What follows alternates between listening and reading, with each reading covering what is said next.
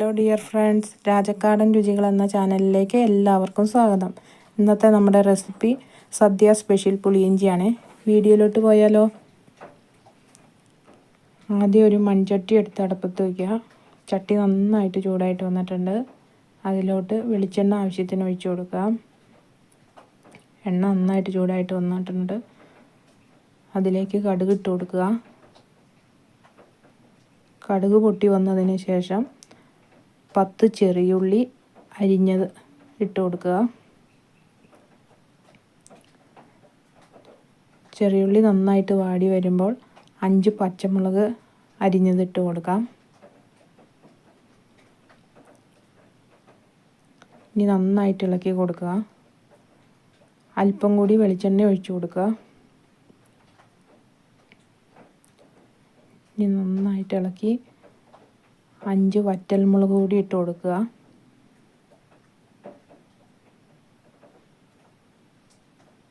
ഇനി 150 ഗ്രാം ഇഞ്ചി ചെറുതായി അരിഞ്ഞത് ഇട്ട് കൊടുക്കുക. ഇഞ്ചി നന്നായിട്ട് മൂത്ത് വരട്ടെ. അപ്പോഴത്തേക്കും നമുക്ക് പുളി പിഴിഞ്ഞെടുക്കാം. വാളംപുളി നല്ല തിളച്ച വെള്ളത്തിൽ കുതിരാനിടുക.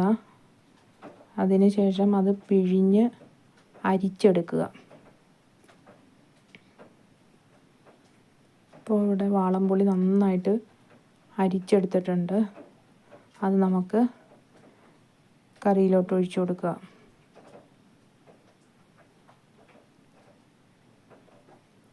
ഇനി കറി നന്നായിട്ട് തിളച്ച് വരട്ടെ.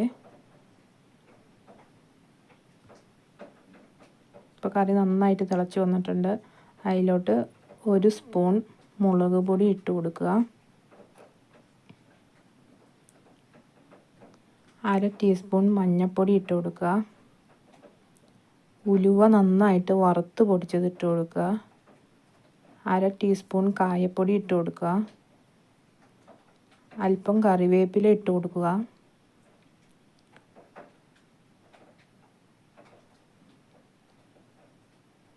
ഇനി ഒരു 100 ഗ്രാം ശർക്കര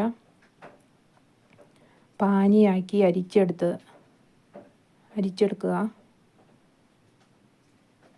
അത് നമുക്ക് കറിയിലോട്ട് ആവശ്യാനുസരണം ഒഴിച്ചു കൊടുക്കുക.